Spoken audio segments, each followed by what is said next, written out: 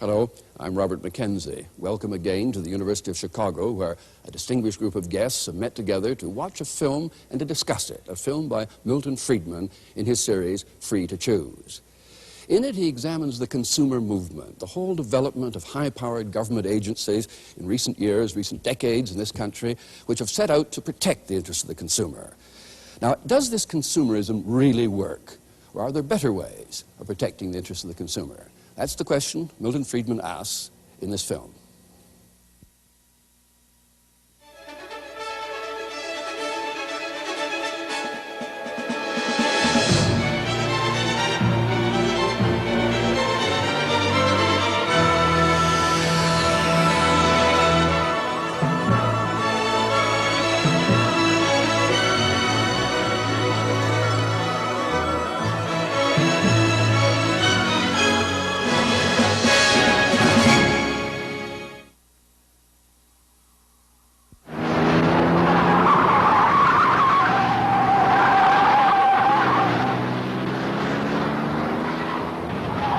The 1960s Corvair, condemned by Ralph Nader as unsafe at any speed. Since Nader's attack, it's being increasingly accepted that we need government protection in the marketplace. Today, there are agencies all over Washington where bureaucrats decide what's good for us. Agencies to control the prices we pay, the quality of goods we can buy, the choice of products available. It's already costing us more than $5 billion a year.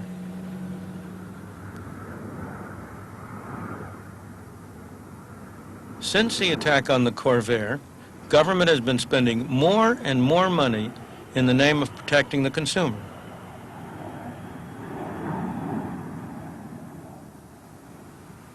This is hardly what the third president of the United States, Thomas Jefferson, whose monument this is, had in mind when he defined a wise and frugal government as one which restrains men from injuring each other and leaves them otherwise free to regulate their own pursuits of industry and improvement. Ever since the Corvair affair, the U.S. government has increasingly been muscling in between buyer and seller in the marketplaces of America. By Thomas Jefferson's standards, what we have today is not a wise and frugal government, but a spendthrift and snooping government. The federal regulations that govern our lives are available in many places. One set is here, in the Library of Congress, in Washington, D.C. In 1936, the federal government established the Federal Register to record all of the regulations, hearings, and other matters connected with the agencies in Washington. This is Volume 1, Number 1. In 1936, it took 3 volumes like this to record all these matters. In 1937, it took 4. And then it grew and grew and grew. At first, rather slowly and gradually, but even so, year by year, it took a bigger and bigger pile to hold all the regulations and hearings for that year. Then around 1970 came a veritable explosion, so that one pile is no longer enough to hold the regulations for that year. It takes 2 and then 3 piles. Until on one day in 1977, September 28th, the Federal Register had no fewer than 1,754 pages. And these aren't exactly what you would call small pages either. Many of those regulations come from this building. Consumer Product Safety, our lines are busy. Would you hold, please? Thank you. The Consumer Product Safety Commission is one of the newest agencies set up in our behalf. Coil. May I help you? One of its jobs is to give advice to consumers. The cue that gave it away is that those that are involved. And what has been done about the flammability of children's garment? But its main function is to produce rules and regulations, hundreds and hundreds of them, designed to assure the safety of products on the market. It's hard to escape the visible hand of the Consumer Product Safety Commission. Except for food and drugs, ammunition, and automobiles, which are covered by other agencies, it has power to regulate just about anything you can imagine.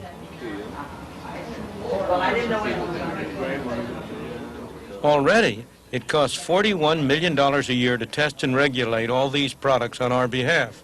And that's just the beginning.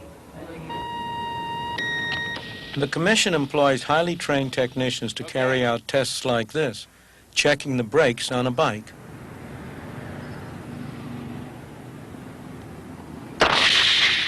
But the fact is that 80% of bike accidents are caused by human error. These tests may one day lead to safer brakes, but even that isn't sure. The one thing that is sure is that the regulations that come out of here will make bikes more expensive and will reduce the variety available.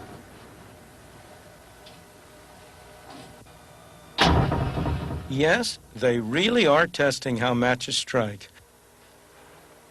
And the tests are very precise. The pressure must be exactly 1 pound.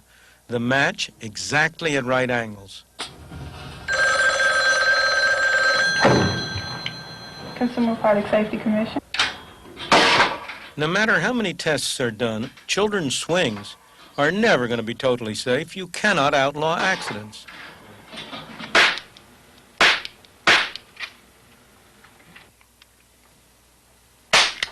If you try, you end up with ludicrous results. It hardly seems possible, but they really do use highly skilled people to devise regulations that will prevent toy guns from making too big a bang.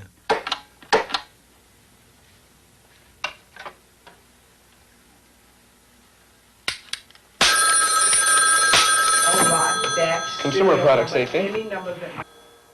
The Commission, in effect, is deciding what they think is good for us.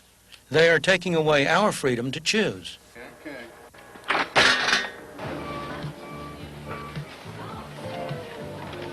Consumers don't have to be hemmed in by rules and regulations. They're protected by the market itself. They want the best possible products at the lowest price, and the self-interest of the producer leads him to provide those products in order to keep customers satisfied. After all, if they bring goods of low quality here, you're not going to keep coming back to buy them. If they bring goods that don't serve your needs, you're not going to buy them. And therefore, they search out all over the world the products that might meet your needs, that might appeal to you. And they stand in back of them, because if they don't, they're going to go out of business. You see the difference between the market and the political action, the governmental agency. Here, nobody forces you. You're free. You do what you want to. There's no policeman to take money out of your pocket or to make sure that you do what you're told to. Over a quarter of a century ago, I bought secondhand a desk calculator for which I paid $300. One of these little calculators today, which I can buy for $10 or so, will do everything that did and more beside. What produced this tremendous improvement in technology? It was self-interest, or if you prefer, greed. The greed of producers who wanted to produce something that they could make a dollar on. The greed of consumers who wanted to buy things as cheaply as they could. Did government play a role in this? Very little, only by keeping the road clear for human greed and self-interest to promote the welfare of the consumer. When governments do intervene in business, innovation is stifled. Railroads have been regulated for nearly a century, and they are one of our most backward industries. The railroad story shows what so often results from the good intentions of consumer protection groups. In the 1860s, railroad rates were lower in the United States than anywhere else in the world, but many customers thought that they were too high. They complained bitterly about the profits of the railroads. Now, the railwaymen of the time had their problems, too. Problems that arose out of the fierce competitiveness among them. Many railroads, all trying to get their share of the market, all trying to make a name for themselves. If you want to see what their problems were as they saw them, come and have a look at this. From inside this private railroad car, it may not look as if the people who ran the railroads had any real problems. Some like the owner of this private car, had done very well. This was the equivalent of the private jets of today's business tycoons. But for each one who succeeded, many didn't survive the cutthroat competition. What we have here is a railroad map of the United States for the year 1882. It shows every railroad then in existence. The country was literally crisscrossed with railroads, going to every remote hamlet and covering the nation from coast to coast.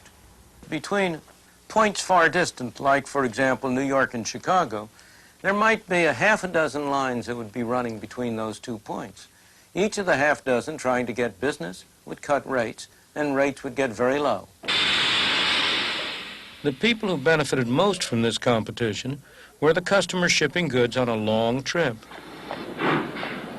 On the other hand, between some segments of that trip, say, for example, Harrisburg and Pittsburgh, there might be only a single line that was running, and that line would take full advantage of its monopoly position. It would charge all that the traffic would bear. The result was that the sum of the fares charged for the short hauls was typically larger than the total sum charged for the long haul between the 2 distant points. Of course, none of the consumers complained about the low price for the long haul, but the consumers certainly did complain about the higher prices for the short hauls, and that was one of the major sources of agitation, leading ultimately to the establishment of the Interstate Commerce Commission. The cartoonists of the day delighted in pointing out that railroads had tremendous political influence, as indeed they did. They used the consumers' complaints to get the government to establish a commission that would protect the railroads' interests. It took about a decade to get the commission into full operation. By that time, needless to say, the consumer advocates had moved on to their next crusade. But the railwaymen were still there. They had soon learned how to use a commission to their own advantage. They solved the long-haul, short-haul problem by raising the long-haul rates. The customers ended up paying more, some protection. The first commissioner was Thomas Cooley, a lawyer who had represented the railroads for many years. The railroads continued to dominate the commission. In the 1920s and 30s, when trucks emerged as serious competitors for long-distance hauling, the railroads induced the commission to extend control over trucking. Truckers, in their turn, learned how to use a commission to protect themselves from competition. This firm carries freight to and from the Dayton, Ohio International Airport. It's the only one serving some routes, and its customers depend on it. But Dayton Air Freight has real problems. Its ICC license only permits it to carry freight from Dayton to Detroit. To serve other routes, it's had to buy rights from other ICC license holders, including one who doesn't own a single truck. It's paid as much as $100,000 a year for the privilege. Our company is in the process of trying to get rights to go there now. Yes, we'll do that, and thank you for calling, sir. The owners of the firm have been trying for years to get their license extended to cover more routes.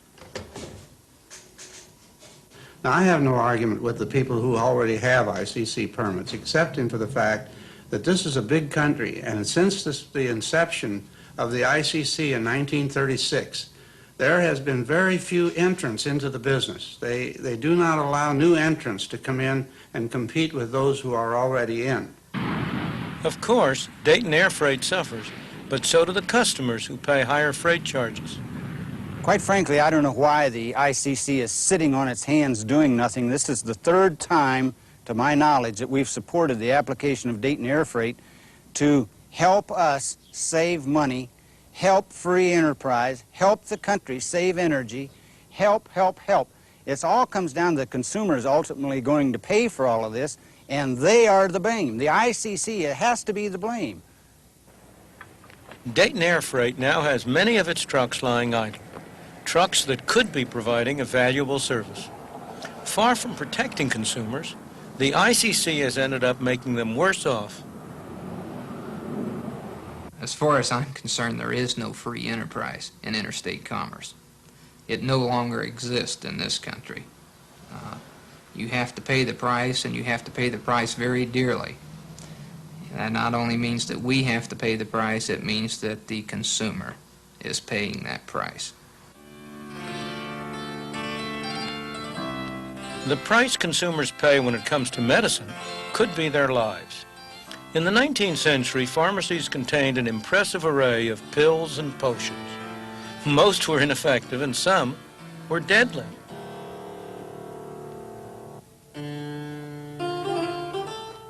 There was an outcry about drugs that maimed or killed.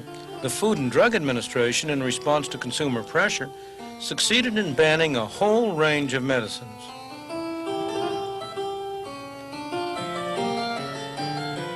The tonics and lotions, with their excessive claims, disappeared from the market. In 1962, the Kefauver Amendments gave the FDA power to regulate all drugs for effectiveness as well as for safety. Today, every drug marketed in the United States must pass the FDA. It's clear that this has protected us from some drugs with horrific side effects, like thalidomide. And we all know of people who have benefited from modern drugs. What we don't hear much about, however, are the beneficial drugs that the FDA has prohibited. Well, if you examine the therapeutic significance of drugs that haven't arrived in the U.S. But are available somewhere in the rest of the world, such as in Britain, you can come across numerous examples where the patient has suffered. For example, there are one or two drugs called beta blockers, which it now appears can prevent death after a heart attack. We call this secondary prevention of coronary death after myocardial infarction, which, if available here, could be saving about 10,000 lives a year in the United States. In the 10 years after the 1962 amendments, no drug was approved for hypertension, that's for the control of blood pressure, in the United States, whereas several were approved in Britain.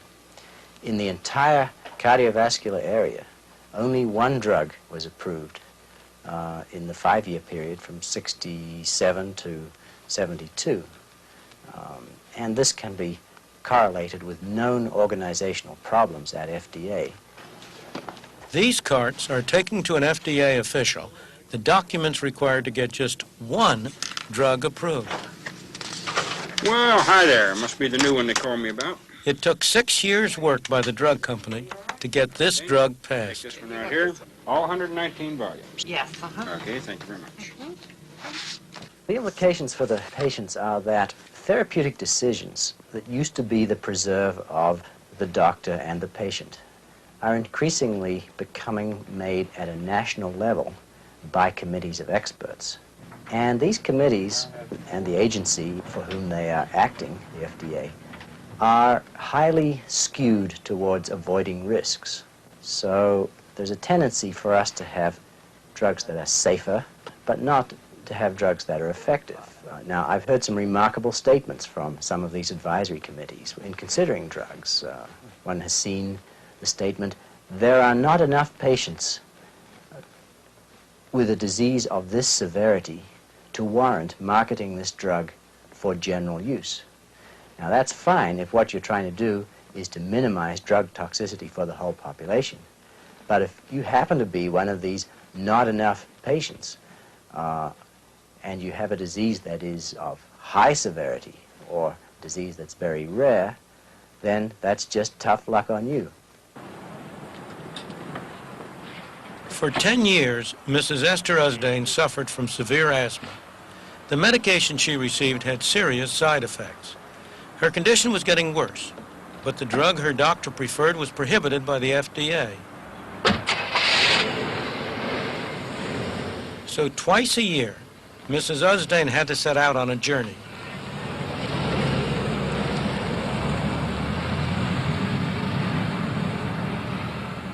I had been very sick. I had been in and out of the hospital several times, and they couldn't seem to find a way to control the asthma. And I had to change my lifestyle once I was out, even for a short time, mainly because the cortisone derivatives were softening the bones and causing a puffiness of the face and other changes in my body.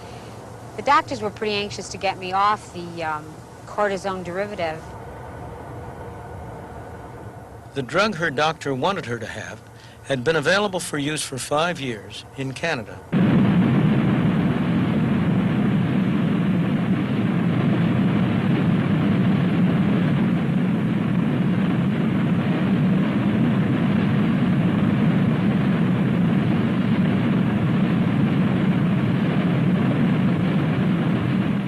Once across the border at Niagara Falls, Mrs. Usdane could make use of a prescription that she'd obtained from a Canadian doctor.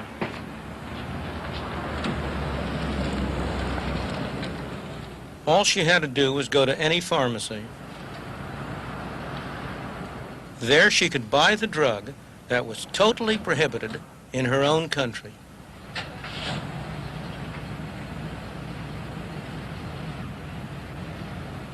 The drug worked immediately. This one made such a difference in my life, both because of the shortness of breath being resolved, and also because now we didn't have to worry so much about the softening of the bones. Fortunately, once I got that medicine, very quickly, everything sort of reverted back to much more of a normal lifestyle. And I'm very grateful that I was able to find relief. It was easy for Mrs. Usdane to get around the FDA regulations because she happens to live near the Canadian border. Not everyone is so lucky. It's no accident that, despite the best of intentions, the Food and Drug Administration operates so as to discourage the development and prevent the marketing of new and potentially useful drugs. Put yourself in the position of